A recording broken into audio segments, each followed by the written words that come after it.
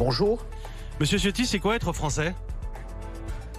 C'est avoir le même destin, c'est croire en la force des valeurs de la France, c'est avoir une espérance que notre pays peut améliorer le sort de chacun. C'est cette communauté de destin, oui, qui forge notre avenir. Et ça vaut d'organiser des conventions citoyennes sur tout le territoire pour en débattre, pour en discuter?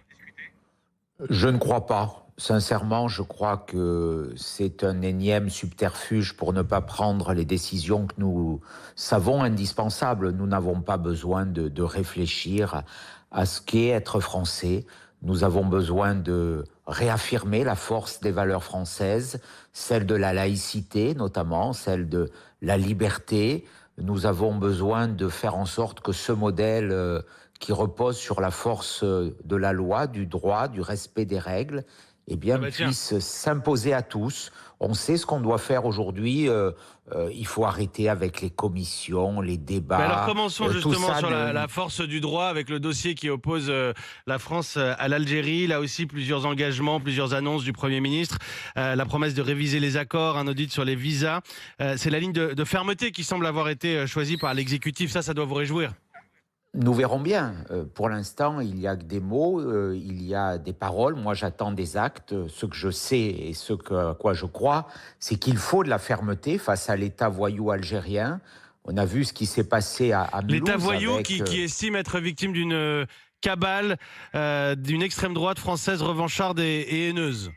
Oui, ça c'est la propagande du régime dictatorial algérien, mais on voit ce qui se passe depuis des années.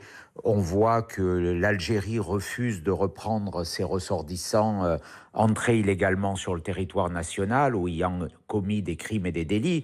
On a vu cette tragédie de Mulhouse avec l'assassinat de Lino, après qu'il ait voulu s'interposer alors que des policiers étaient attaqués. C'est un héros. Et derrière tout ça, il y a du laxisme, il y a la volonté d'obstruction de l'Algérie, et puis il y a la faiblesse française, parce que alors, est-ce que cette faiblesse, comment est-ce qu'elle se manifeste? On va voir ce qui ressort justement des 4 à 6 semaines qu'a donné François Bayrou. Mais je voulais vous demander, est-ce que vous vous joignez au député Rassemblement National Jean-Philippe Tanguy, qui dénonce l'octroi de visas à des imams algériens pour la période du Ramadan qui débute ce week-end? Je le dis, pour Bruno Retailleau, entraver la liberté de culte reviendrait à donner raison aux extrémistes.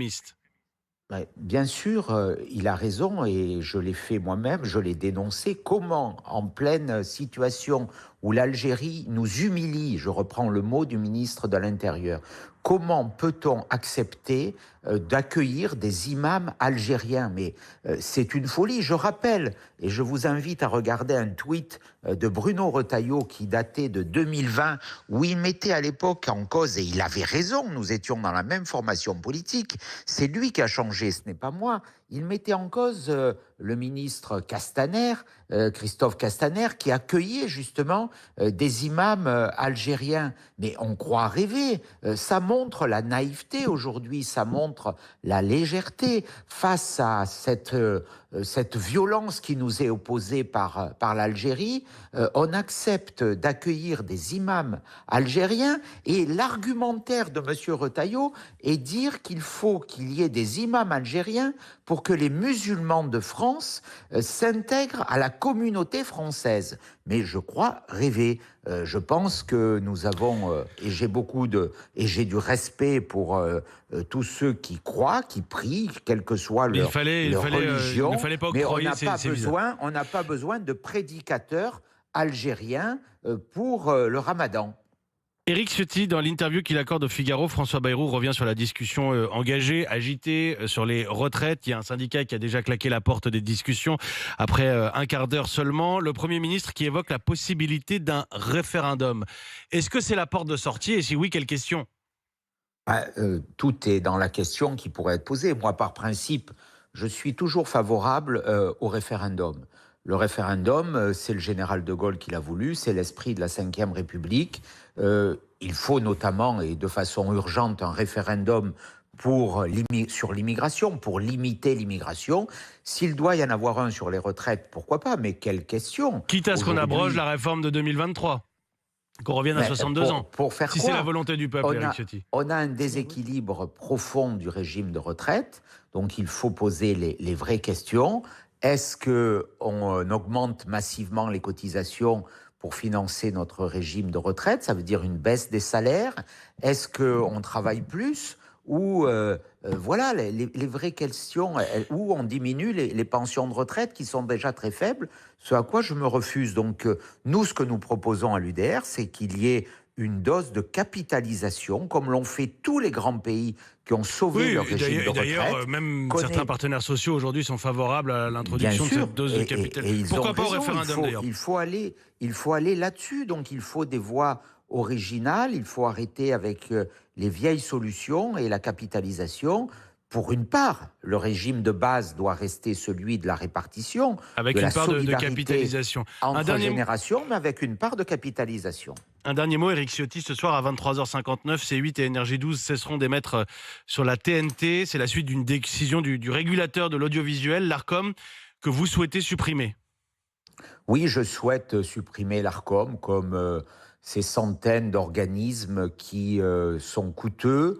Vous avez saisi l'Arcom il y a 2 jours, Éric Ciotti. Qui produisent des normes. Pour l'instant, l'Arcom existe et fait preuve d'un déséquilibre totalement scandaleux, puisque ce sont toujours les mêmes qui sont sanctionnés, et très clairement pour des raisons idéologiques. Les sanctions vont toujours dans le même sens. On a voulu faire payer un groupe qui exprime la liberté d'expression, qui a cassé une forme d'idéologie. Oui, moi je vous le dis, vous avez une opinion différente. Je la respecte. Il y a eu des millions d'euros d'amende, il y a eu des dérapages d'ordre agression sexuelle, de la pub clandestine, des insultes, des injures, il y a eu des faux policiers.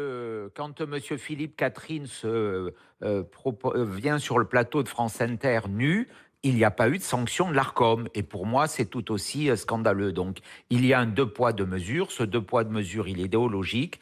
Cette chaîne, elle était aimée des Français, comme votre radio est aimée des Français, parce que ce sont des stations populaires et qu'il y a une forme de mépris d'un petit entre-soi parisien qui vient nous dire ce qu'on doit regarder, ce qu'on doit lire, ce qu'on doit penser et ce qu'on doit voter au final, parce que derrière tout cela, il y a cette arrière-pensée. Eh bien, moi, je dis mon soutien à C8, je dis ma peine, ma colère. Fermer une chaîne, fermer une expression de liberté qui était la première chaîne de la TNT, eh bien, c'est un scandale majeur aujourd'hui et ça écorne notre démocratie. Merci Éric Ciotti d'avoir pris quelques minutes pour répondre à nos questions ce vendredi matin. Président de l'UDR, l'Union des droites pour la République. Éric Ciotti, député des Alpes-Maritimes, en direct ce matin. Il est 7h52.